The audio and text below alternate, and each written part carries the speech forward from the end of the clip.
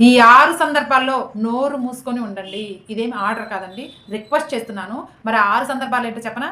Number 1, మీ యొక్క మౌనం అక్కడ బంధాలను నిలబెడుతుంది. లేదా ఎదుటివారి బంధాలను కాపాడుతుంది అని అనుకుంటే, ఆ సందర్భంలో నోరు మూసుకొని ఉండండి. నోరు తెరిసి అక్కడ మాట్లాడి బంధాలను దూరం చేసుకునే కన్నా, ఆ కొన్ని క్షణాలు, కొన్ని సెకండ్స్ మీరు నోరు మూసుకొని ఉంటే అక్కడ బంధాలు నిలబెట్టుకునే వాళ్ళవుతారు. ఇక నంబర్ 2, మీ ఎమోషన్స్ కంట్రోల్ చేసుకోలేనప్పుడు అంటే కోపం, బాధ ఇలాంటివి. కోపంలో ఉన్నప్పుడు ఏం మాట్లాడతామో తెలీదు. బాధలో ఉన్నప్పుడు మనం ఏం చెప్తామో, మన వీక్‌నెస్‌లు, మన బలాలు, బలహీనతలు అన్నీ చెప్పేస్తూ ఉంటాం.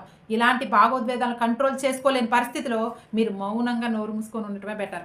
ఇక నంబర్ 3, మీరు మాట్లాడటం వల్ల అక్కడ గొడవ జరిగేలా ఉందనుకోండి, సైలెంట్‌గా ఉండటమే మంచిది.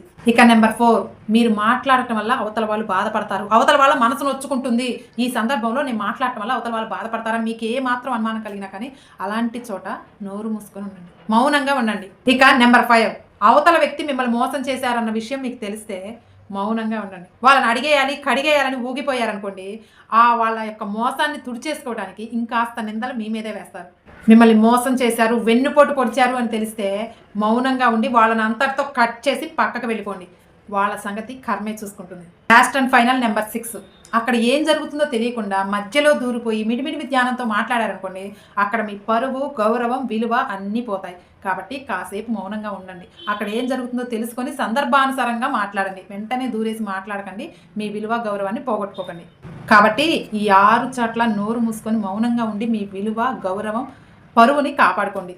ఈ 6 మీకు కరెక్ట్ అనిపిస్తే కామెంట్ సెక్షన్‌లో యెస్ అని కామెంట్ చేసి వీడియోకి ఒక చిన్న లైక్ ఇవ్వండి.